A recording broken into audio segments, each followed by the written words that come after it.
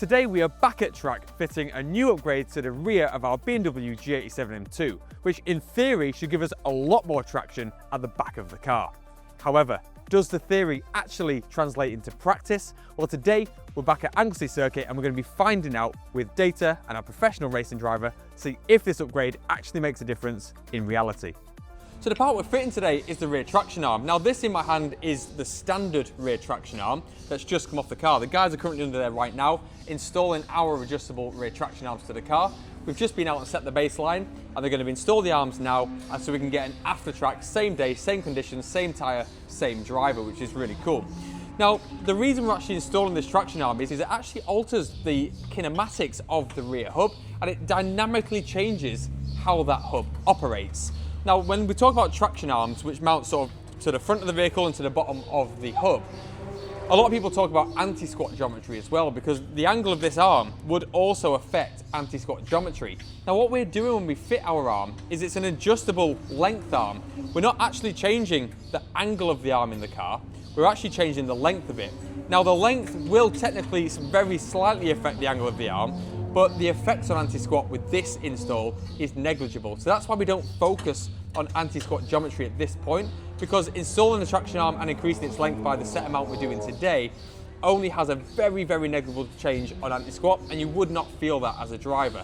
What we're doing today is we're changing the length of this arm because we're more interested in how it operates through its compression cycle in terms of an arc pattern.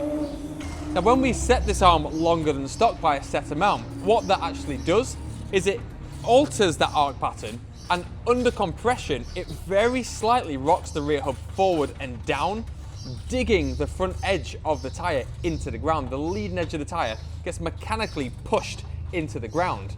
This increases traction at the rear tyre, and it does it in places where we actually want traction to be occurring, because when this is going into compression, it means you're on the throttle and you're loading the back axle up. So as it gets on the gas and you load the rear of the car up, it goes into compression, rotates the hub forward and down, digs the tyre into the ground and gives that corner exit traction that we're looking for, hence the term traction arm. Another little added benefit is in this end of the arm here, we have a big rubber bush. Now this flexes and moves around under load, especially under hard acceleration, and that's going to give alterations in the rear axle. And one thing with the BMWs, when you're setting off on the line or you're getting corner exit, they quite commonly have a bit of a wheel hop and it's a bit of a judder from the rear axle.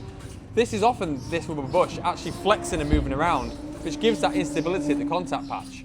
When you replace it with the rose jointed arm, and both ends have the monoballs in them, what that actually does is it stops that excessive movement under acceleration, and it gives a lot more consistency in the contact patch, giving a smoother exit to the corner as well. So it really is a win-win upgrade. Now, all of that is theory, and that's what's really exciting about today, because not only do we know and understand the theory, but today we've got perfect conditions out on track, and we've got Chris Dymond in the car, the professional racing driver, who is giving us an actual before and after. So when we've got these arms fitted, we're going to realign the car, and Chris is going to get back out here today in this really nice sunny weather around Anglesey Circuit, and we're going to overlay the data and interview Chris on the actual differences that this arm makes. So really excited to see in the real world how much of an effect these arms have, because we know the theory, we know it should work and it should give more corner exit traction, but will it? So we're about to find out. So here we have the before and after laps. The left screen is before the traction arms are fitted and the right screen is after. Now on this day we were actually calibrating in some brand new sensors that we've got for the next video, which are very, very exciting but not compatible with the V-Box out of the box. So it did mean that in the morning sessions we were having some pretty big issues with the V-Box. You'll see on the map the red dot actually wandering off circuit quite a few times. So we had some GPS issues, which means that the speed is actually quite sporadic and also the lap times don't really count. So unfortunately we can't fully look at the actual lap times side by side on this, but what we can look at is the tyre temperature data, which is really interesting. So as we come into the corners up at the top section here, see how the rear tyres really get quite hot, especially on corner exit as he's spinning the wheels up. But then what they're actually doing is between the corners after corner exit, they're holding on to that heat. So you can see here on the left screen, they stay block red for a lot longer than on the right screen, and this is because he's spinning the wheels up, overheating the compound, then they don't have time to cool back down between corners. Again, you can see it right here. They hold that heat in the tyre for a lot longer as block red, which means when he gets to the next corner, they're already really hot, and then they're getting even hotter as it goes through the corner. Whereas after the traction arms are fitted, we're still getting the temperature into the tyre through the corner, but you can see they're actually cooling down between the corners, which means we can manage that compound a lot better. This is not only going to give us more grip because we're not overheating the actual rubber itself, it's also going to give us more tyre longevity because we're not cooking the compound and spinning the wheels up on every single corner. So really nice to see that it has an actual effect over the tyre management, which we did expect to see on corner exit, but we're also seeing it on corner entry, which is something we didn't expect. So you just completed the final session with the rear traction arms fitted to the car. And it's been really nice today to actually get back to the format where we're fitting the upgrade on the day. So you've got the before, we fit it, and you go straight back out with the back-to-back's really good because we're not having to scratch our memory banks, but also the day is exactly the same, so we get a true representation of there. And yeah, I was quite surprised actually because I wasn't expecting a huge difference, but it was very noticeable. Yeah, the traction instantly better, can drive it more. I still want a little bit more because I'm greedy, but what really got me, and it might be just the nature of the circuit being so aggressive, is that the corner entry really settled down. Yeah, so I was surprised by that because I expected corner exit because the theory aims at like intercompression, but I thought about that since you actually said that. Yeah. And I think the reason behind that is obviously it's the same thing. So on corner exit, the car goes into compression and it does the hub rotation and digs the tyre into the ground. But then at the same time, on corner entry, the outside rear is going into compression, and it's going to be doing the same effect. So that's maybe why it's doing it. Yeah. So particularly like the kink before the rocket corner just here. As soon as we made the mod, I could drive the car through it, whereas before I'm chasing it. And also Church, which is the corner before you come onto the back straight. Yep. On entry, before we made the change, it was skittering all over the place. I just couldn't get the nose in. That's the long, fast right-hander, really isn't it? fast right-hander, where you need confidence because it's a ballsy bend, but equally you've got to go onto the long straight. Yep. And just the car settled down, just completely. I could carry probably 3-4 mile an hour more through both and still get the car through the corner. Yep. And that was sort of the biggest part for me, where the lap times come from, was that change rather than necessarily the exit, which has, the drivability of the car is almost night and day. It's so much more, I'm going to say forgiving for lack of a better word, but it's more comfortable, it's not as on edge, it doesn't feel like the back's chasing around all the time anymore.